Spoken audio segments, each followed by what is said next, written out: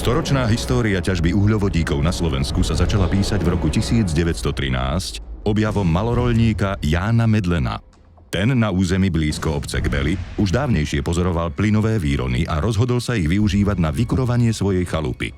Práve na základe jeho objavu sa v oblasti začalo s riadnym geologickým prieskumom a plánovaním prvého vrtu. Vrt číslo 1 sa začal vrtať 28.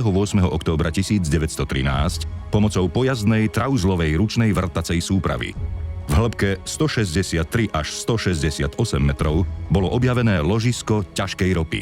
Po úspešných čerpacích skúškach začalo 13. januára 1914 vtedajšie Rakúsko-Uhorsko po prvý raz priemyselne ťažiť ropu, čím sa položili základy ropného priemyslu na území Slovenska. V roku 1918 vzniká spoločnosť Štátne naftové doly so sídlom v Kbeloch. V období pred druhou svetovou vojnou už dosahovala ročná ťažba ropy úroveň 10 000 tón. Sprievodný produkt ťažby, zemný plyn, sa využíval len v obmedzenej miere. Zemný plyn sa začal reálne využívať v 50. rokoch, kedy došlo k útlmu používania svietiplynu a zároveň k rozšíreniu siete plynovodov. Nové prieskumné metódy ako seizmické merania pomohli k objaveniu významných ropných a plynových ložísk Láp, Suchohrad, Gajary, ale aj spoločného rakúsko-slovenského plynového ložiska Vysoká Cverndorf. Tento kolektív geologov skúma zloženie zemskej komory pomocou umelých otrasov. Citlivé prístroje, rozložené v okruhu niekoľko kilometrov okolo meriaceho zariadenia, zaznamenávajú každý záchvev zeme spôsobený výbuchom.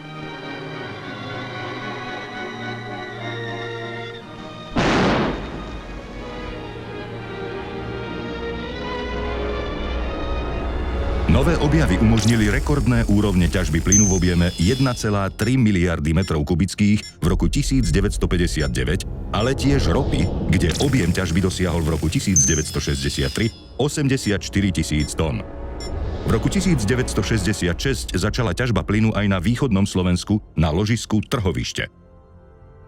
O rozvoji koncepcie využiť doťažované ložiská plynu na jeho skladovanie sa začalo na Slovensku intenzívne hovoriť v druhej polovici 60. rokov 20. storočia. Dôležitým impulzom bola výstavba tranzitného plynovodu z Ruska cez územie Slovenska v roku 1970, za ktorou potom nasledovala výstavba podzemných skladovacích objektov vo Viedenskej panve na území západného Slovenska. V roku 1973 sa začalo s výstavbou technologických zariadení prvej etapy podzemných zásobníkov zemného plynu v katastri obce Plavecký štvrtok, kde neskôr vyrástol aj centrálny areál komplexu Láp. Strategickou výhodou pri jeho výstavbe bola blízkosť k rozdeľovaciemu uzlu tranzitnej sústavy, kde jedna vetva smeruje do Českej republiky a druhá do Rakúska. Rok 1973 je pre oblasť skladovania zemného plynu kľúčovým. Vtedy po prvýkrát začal prúdiť zemný plyn do pôvodných vyťažených ložísk plynu. 70. a 80. roky priniesli ďalšie významné objavy v oblasti ťažby. Najhlbší vrt na Slovensku, ktorý sa začal vrtať v roku 1975, dostal označenie Šaštín 12 a siahal do hĺbky 6505 metrov. Ďalším úspechom bolo v roku 1973 objavenie významného ropoplynového ložiska Gajary Báden.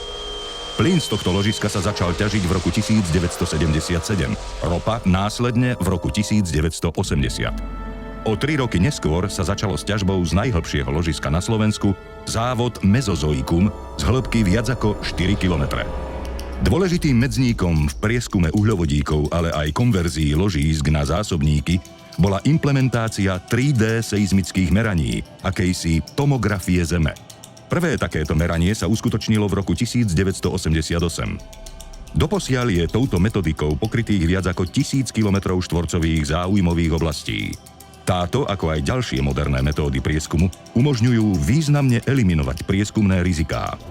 Podzemné zásobníky Láp boli uvedené do skúšobnej prevádzky v roku 1977 a odvtedy sa ich kapacita významne zvýšila.